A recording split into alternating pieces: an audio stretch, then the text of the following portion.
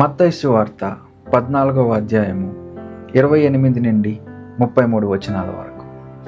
పేతురు, ప్రభువా, నీవే అయితే నీళ్ల మీద నడిచి నీ యొద్దకు వచ్చుటకు నాకు సెలవిమ్మని ఆయనతో అనెను. ఆయన రమ్మనగానే పేతురు దోణి దిగి యేసునొద్దకు వెళ్ళుటకు నీళ్ల మీద నడిచెను. కానీ గాలిని చూచి భయపడి మునిగిపోసాగి, ప్రభువా, నన్ను రక్షించుము అని కేకలు వేసెను. వెంటనే యేసు చేయి చాపి అతని పట్టుకొని, అల్పవిశ్వాసి, ఎందుకు సందేహపడితివి అని అతనితో చెప్పెను. వారు దోణి ఎక్కినప్పుడు గాలి అణిగెను. అంతటా దోణిలోనున్న వారందరూ వచ్చి, నీవు నిజముగా దేవుని కుమారుడు అని చెప్పి ఆయనకు మ్రొక్కిరి. Praise lord everyone. I'm welcoming all of you to today's divine revolution. ఈరోజు ఈ భాగం ద్వారా దేవుడు మనతో మాట్లాడాలని మనం ఆశపడదాం. ఈ భాగంలో మనం చూసేది ఏంటంటే, పేతురు నీళ్ళ మీద నడవాలని ఆశపడతాడు. ఎందుకంటే జీసస్ నీళ్ళ మీద నడుచుకుంటూ వాళ్ళ దగ్గరికి వస్తారు. ఎప్పుడైతే జీసస్ నీళ్ళ మీద నడుచుకుంటూ వస్తారో, పేతురు నేను కూడా నీలాగా నడవాలని ఆశపడతాడు. ఇంకొకలాగా చెప్పాలంటే అక్కడ రాసున్నది ఎగ్జాక్ట్గా, ప్రభువా, అది నువ్వే అయితే నేను కూడా నీళ్ళ మీద నడిచేలాగా చేయని చెప్పి పేతురు అడుగుతారు. అయితే ప్రభువు చెప్తారు, నడవమని చెప్పి. ఇక్కడ మనం చూడాల్సింది ఏంటంటే, అక్కడ నీళ్ళ మీద నడవడానికి పేతురు చాలా ధైర్యం చేశాడు, చాలా విశ్వాసంతో ముందుకు అడుగు వేశాడు. ఎందుకంటే తనకు తెలుసు, అది నిజంగా యేసు అయితే ఆయన చెప్పిన మాట ఆయన నెరవేరుస్తారు అని చెప్పి. అది నిజంగా యేసు కాబట్టి ఆ మాట నెరవేరింది. అతని విశ్వాసము చెడిపోలేదు, అతని విశ్వాసము ఆ క్షణంలో తొట్టిల్లలేదు. అయితే అతను నీటి మీద నడుచుకుంటూ వెళ్తూ ఉన్నాడు. అక్కడ జరిగిన ఇంకొక విషయం ఏంటంటే, అతడు అక్కడ ఉన్న హోరు గాలిని చూస్తాడు. ఆ హోరు గాలిని ఎప్పుడైతే చూస్తాడో తన హృదయంలో భయం పుడుతుంది. అతను నీళ్ళల్లో మునిగిపోతూ ఉంటాడు.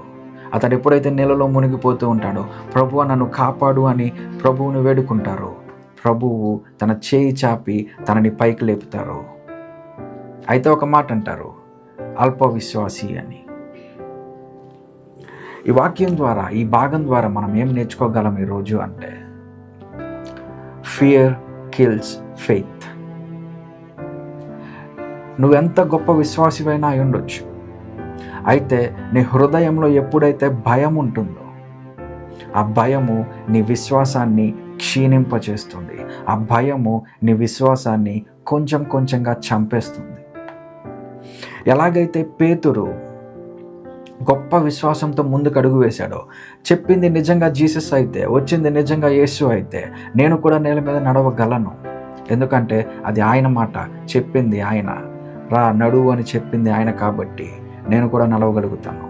అంత గొప్ప విశ్వాసంతో, నమ్మకంతో ఉన్న పేతురు ఎప్పుడైతే అక్కడున్న హోరు గాలిని చూసి భయపడతాడో, భయపడిన మరుక్షణము అతనిలో సందేహం మొదలవుతుంది. ఆ సందేహము అతడి విశ్వాసాన్ని క్షీణింపచేస్తుంది. ఎప్పుడైతే విశ్వాసము క్షీణించిందో మరుక్షణము అతడు మునిగిపోసాగాడు. అలాగే మన జీవితంలో కూడా మేబీ మనం ఎంతో గొప్ప విశ్వాసంతో ఉండుండొచ్చు, నీళ్ళ మీద నడిచిన అనుభవాలు మీకుండుండొచ్చు. కానీ ఏ క్షణమైనా సరే మీ హృదయంలో భయం వచ్చింది అంటే, మనం ప్రతి క్షణం జ్ఞాపకం చేసుకోవాల్సిన ఒక మాట, ఆ మూమెంట్లో మన విశ్వాసం క్షీణిస్తుంది అని చెప్పి.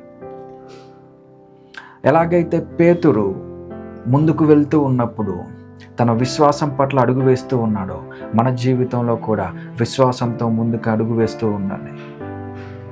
అయితే ఎలాగైతే పేతురుకి భయం వచ్చిందో, అలాగే మన జీవితంలో కూడా భయం రావచ్చు. పేతురుకి ఎందుకు భయం వచ్చింది? ఆ మూమెంట్లో తను తన దృష్టిని యేసు వైపుకు మాత్రము ఉంచకుండా వేరే వాటి వైపున ఉంచాడు. అలాగే ఎప్పుడైతే మనము కూడా మన జీవితంలో మన దృష్టిని యేసు వైపుకు మాత్రమే కాకుండా, ఆయన చూపించిన ఆ గురి వైపుకు మాత్రమే కాకుండా ఇంకా వేరే వాటి వైపు మన దృష్టి ఎప్పుడైతే వెళ్తుందో అప్పుడు మనం భయపడతాము. అప్పుడు మన పరిస్థితులు మారిపోతాయి. అప్పుడు మన విశ్వాసం మారిపోతుంది. క్షీణించబడతాం.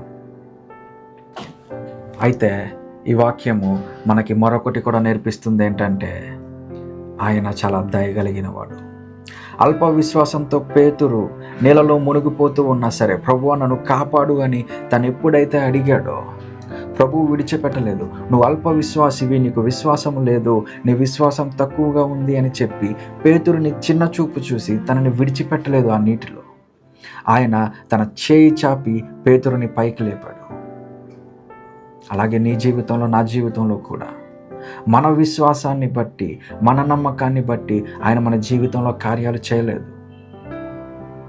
నీ విశ్వాసము చిన్నగా ఉన్నా, నీ విశ్వాసము గొప్పగా ఉన్నా, అది అల్పంగా ఉన్నా సరే, ఆయన దయను బట్టి మన జీవితంలో ఈ క్షణం వరకు కార్యాలు చేసుకుంటూ వచ్చిన దేవుడు ఆయన. నీ జీవితంలో ఇప్పటి వరకు జరిగిన ప్రతి కార్యము అది ఆయన దయ, ఆయన కృప. అది నువ్వు జ్ఞాపకం ఉంచుకోవాలి. ఆ దయ, ఆ కృప నీ పైన, నీ కుటుంబం పైన, నీ తరాల పైన సదాకాలం ఉండును గాక. ఆమేన్. ప్రార్థన చేసుకుందాం. ప్రభువా నీకు స్తోత్రం నా తండ్రి, నిజమే నా తండ్రి, ఇది మీ దయ, మీ కృప మా జీవితం ప్రభువా. మా జీవితంలో ఇప్పుడు మేమున్న స్థితి, మేము అనుభవిస్తున్న ప్రతి ఆనందము, సంతోషము, సమస్తము అది నీ కృప ప్రభువా. ఆ కృప మా పైన, మా కుటుంబాలపైన, మా తరాలపైన సదాకాలం ఉండేలాగున మీ దయ చొప్పున మీరు మాతో ఉండండి అయ్యా. యేసు నామములో అడుగుతున్నాను తండ్రి. ఆమేన్. దేవుడు మిమ్మల్ని దీవించును.